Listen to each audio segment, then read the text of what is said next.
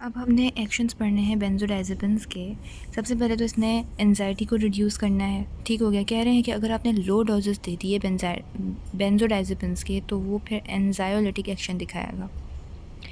अब ये कैसे दिखाएगा कि भाई ये इन्हेंस करेगा गाबा की ट्रांसमिशन को, किस तरह के alpha 2 subunit in their GABA A receptors. अच्छा, अब देखें ये गाबार्नर्जिक रिसेप्टर की ट्रांसमिशन को इन्हेंस करेगा न्यूरॉन्स के अंदर, उन न्यूरॉन्स के अंदर जिनके पास अल्फ़ा 2 सब यूनिट्स हैं। मतलब देखें, एक तो गाबा ए रिसेप्टर है, ठीक है। गाबा ए रिसेप्टर के हमने कहा था कि अल्फ़ा बीटा गामा सब हैं। अल्फ़ा की कौन सी सब टाइप्स थी? 6 सब टाइप्स थी। बीटा की 2 हैं, गामा की भी 2 हैं, ठीक है। उसमें से उन न्यूरॉन्स में ये ट्रांसमिशन को इन्हेंस करवाएगा जिनके जिनके गाबा ए रिसेप्टर के पास अल्फ़ा 2 सब यूनिट होगा। ठीक हो गई ये बात। अब क्या कह रहे हैं? Thereby inhibiting neuronal circuits in the limbic system of the brain. और फिर इस तरह से क्या होगा कि इनहिबिट हो जाएगा, क्योंकि गाबा इनहिबिटरी है तो इनहिबिट हो जाएगी पूरी ट्रांसमिशन, तो ये रिड्यूस कर जाएगा एंजाइटी को।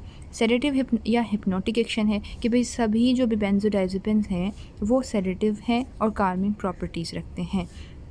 कुछ प्रोड्यूस कर सकते हैं हिप्नोसिस को अगर आपने उन्हें हायर डोजेस में दिया, ठीक है। हिप्नोसिस को मतलब आर्टिफिशियली ये प्रोड्यूस करेंगे स्लीप को। The hypnotic effects are mediated by the alpha 1। अब हिप्नोटिक इफेक्ट्स कौन प्रोड्यूस करवाएगा? अल्फ़ा 1। एंजाइटी को रिड्यूस करवाएंगे अल्फ़ा 2।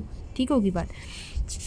जबकि हम अगर किसकी बात करें, एंटेरोग्रेड एमनेसिया की बात करें, तो कह रहे हैं एंटेरोग्रेड एमनेसिया का मतलब ये हो गया कि भाई ये क्या करते हैं, मेमोरी को थोड़ा इम्पेयर करते हैं। आप न्यू मेमोरीज़ नहीं बना पाओगे, न्यू लर्निंग नहीं कर पाओगे, थोड़ा इम्पेयरमेंट हो जाएगी। ठीक होगी बात। अब ये कौन करवाते हैं? ये भी अल्फ़ा 1 गाबा ए रिसेप्टर्स ही हेल्पफुल रहते हैं इस चीज़ में।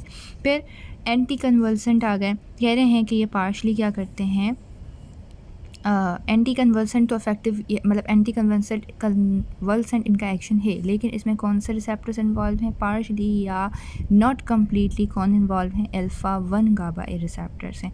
अल्फ़ा 1 दोनों में है, एंटेरोग्रेड एमनेसिया और एंटी कन्वल्सेंट में। इस तरह से रिडक्शन एंड एनजाइटी उसमें भी अल्फ़ा 1 थे, नहीं उसमें अल्फ़ा 2 थे, थोड़ी सॉरी, और सेडेटिव में अल्फ़ा 1 थे। तो कंटिन्यूसली जो ये स्टार्ट के 3 हैं, 2 3 4, ये अल्फ़ा 1 रिसेप्टर्स इन्वॉल्व हैं।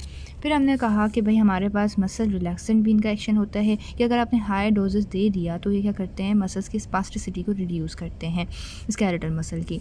कैसे कि ये प्री साइनेप्टिक इनहिबिशन को इंक्रीज़ करते हैं, प्री साइनेप्टिक इनहिबिशन को इंक्रीज़ करते हैं, जिसमें क्या होता है, अल्फ़ा 2 गाबा ए रिसेप्टर्स मौजूद होते हैं।